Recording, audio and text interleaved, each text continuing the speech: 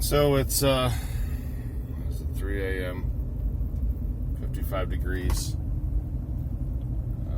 Woke up this morning, your head pops up off that pillow. Oh no.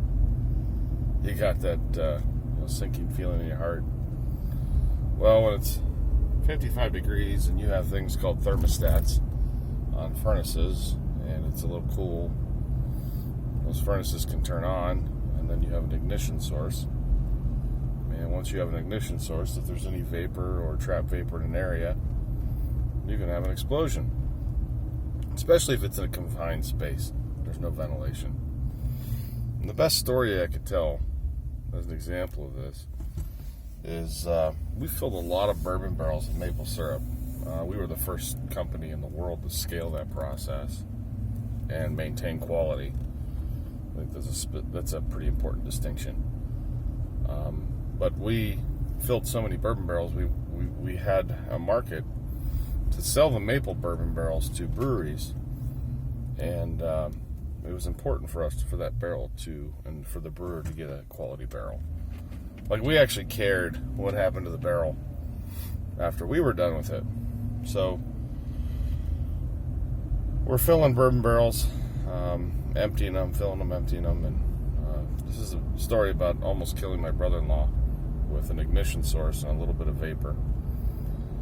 We found that argon is used as a barrier to keep quality of, say, wine. At the end of the night, if a restaurant serves wine by the glass, oftentimes at the end of the night, the bartender would puff a little argon into that bottle before they put a cork on it for the next time that wine is served. This is important because you don't want oxidation on the wine.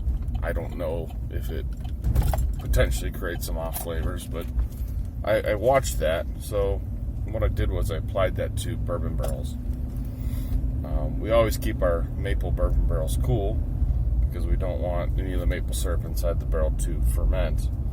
But we took it a step further. We would fill the maple bourbon barrels with argon. And this has been a practice of ours for, 7-8 years. So by filling the barrel with argon, you would actually put a layer of protection between any of the maple syrup residual and oxygen, so you wouldn't have any oxidation. The idea was to preserve that barrel. Maybe it's a better idea and sounds cool. Argon. We put argon in a barrel. Sounds like we know what we're doing. Maybe it did nothing, but it's still a practice we have today. So how do you know when you got too much argon in a barrel? Well, being a chemist and thinking through this here's a genius way to do it. As you're filling the barrel with argon, if you put a match over the hole or a lighter, you're going to lose your oxygen source. So once the barrel's full of argon, the lighter, the flame will go out and you're done. And we did this for years.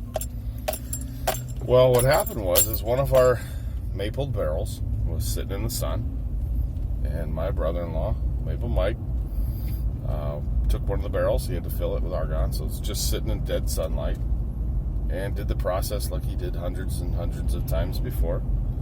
Put the barrel inside, started filling with argon, and stuck the match over the barrel hole to see if they were about done. And what had happened is the argon, being heavy, dropped to the bottom of the barrel like it's supposed to, pushed all of the tiny little alcohol vapors to the top. Mike applied the ignition source, and that barrel exploded. Just about killed him and Eric. And that was a maple syrup bourbon barrel, so it wasn't even a huge amount of vapor. But we still have that barrel today at my mom and dad's. The head of the barrel was blown clean out. The explosion was so great that some of the oak at the head of the barrel snapped in half. Some of the pieces of oak that went flying, one of them dented a full drum of syrup, stainless steel drum. One of them completely smashed a box fan. I mean, a plastic box fan went through it like a bullet. It just was very dangerous. And, that's ethanol. And that was just creating a scenario where you had all the right things. I think it's called the triangle. You had oxygen, you had the vapors, and you had an ignition source. And that's what can occur. So here I am, 3 a.m., driving in because I'm a little nervous that we may have turned one of our production rooms into a bourbon barrel and have it all closed up and no ventilation. Or maybe we have an area where there's a pail sitting out and it's sitting underneath one of our radiant heaters. The ignition source may turn on. So I'm just going to go and do a quick audit with that story as a reminder to all of us about how easily something can happen.